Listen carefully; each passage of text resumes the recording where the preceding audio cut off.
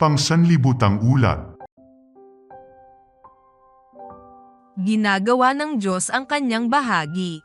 Roderick, July 13, Dominica. Ang mission story na ito ay tungkol kay Roderick, ang architect ng isang bagong paaralan sa Caribbean island sa bansa ng Dominica, na itatayo sa tulong mula sa 13th Sabbath offering sa quarter na ito. Nagsimula ang kwento noong 1984. Isang malaking araw iyon nang makatanggap ng scholarship si Roderick para mag-aral sa isang unibersidad sa France.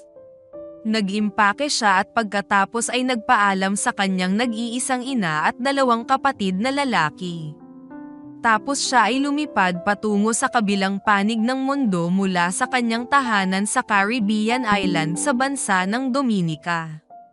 Ngunit nang pumapasok na si Roderick sa kanyang mga klase sa France, naramdaman niyang may hindi tama. Parang may kulang sa kanyang buhay. Sinubukan niyang punuan ang kulang na iyon.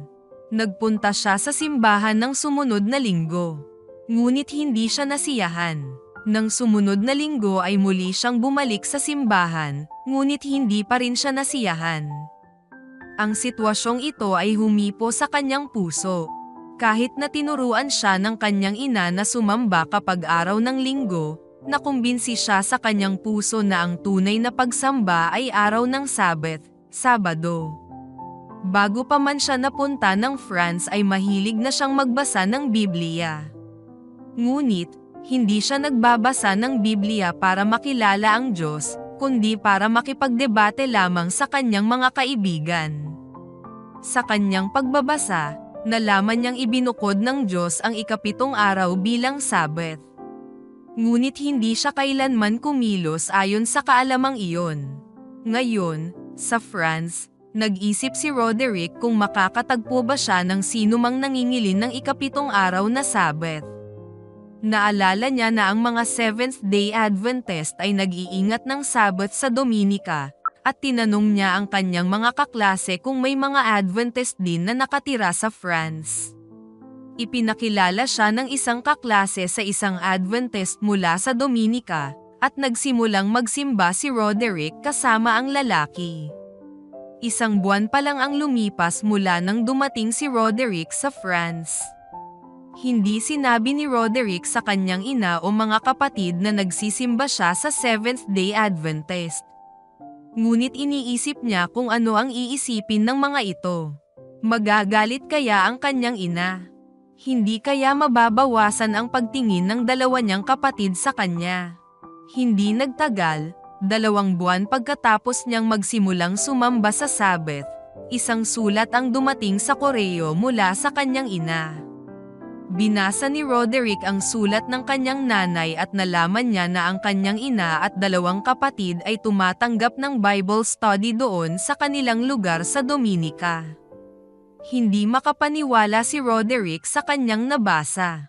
Maaaring siya at ang kanyang pamilya ay patungo sa iisang landas patungo sa Diyos kahit na sila ay namumuhay ng magkahiwalay.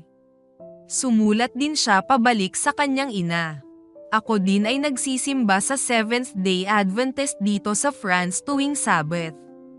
Laking gulat ng kanyang ina at mga kapatid nang matanggap nila ang kanyang liham. Pagkaraan ng 2 buwan, ibinigay ng ina at mga kapatid ni Roderick ang kanilang mga puso kay Jesus sa bautismo. 2 buwan pagkatapos noon, nabautismuhan na din si Roderick sa France. Si Roderick ay nanatili lamang sa France sa loob ng 9 na buwan, at ang kanyang buhay ay ganap na nagbago. Sa parehong yugto ng panahon, ang buhay ng kanyang ina at mga kapatid ay ganap ding nagbago doon sa Dominica. Gaya ng sinabi ni Apostol Pablo, kaya't kung ang sino man ay na kay Kristo, siya'y bagong nilalang, ang mga lumang bagay ay lumipas na. Tingnan ninyo, ang lahat ay naging bago. 2 Korinto Kapitulo 5 Versikulo 17. Nang bumalik si Roderick sa Dominica para sa kanyang unang bakasyon ng susunod na taon ay magkakasama na silang sumasemba ng kanyang ina at 2 kapatid tuwing Sabbath. Pinuri ng pamilya ang Diyos para sa kung paano siya gumagawa sa kanilang buhay. Nalaman namin na pinangunahan ako ng Diyos sa France kasabay ng pamumuno niya sa pamilya ko sa Dominica, sabi ni Roderick. Nakakamangha na makita ang mga kamay ng Diyos na kumikilos. Hindi ko kailanman sinabi sa aking pamilya na magsisimba ako sa Sabbath, ngunit lumabas na lahat kami ay naghahanap ng kalooban ng Diyos. Tunay na gumagawa ang Diyos sa mga mahiwagang paraan. Salamat sa pagpaplano ng isang mapagbigay na 13th Sabbath offering noong ika-28 ng Setyembre upang tulungan ang Ebenezer Seventh-day Adventist Primary School na lumipat sa isang mas malaking gusali sa Dominica. Si Roderick ang arkitekto ng gusali, at ibinigay niya ang kanyang mga serbisyo ng walang bayad.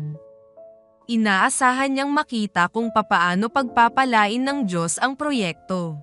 Ang ating timing ay hindi katulad ng timing ng Diyos, sabi ni Roderick. Ang kailangan lang ng Diyos sa atin ay katapatan. Kapag tayo ay tapat at masunurin, ginagawa ng Diyos ang kanyang bahagi.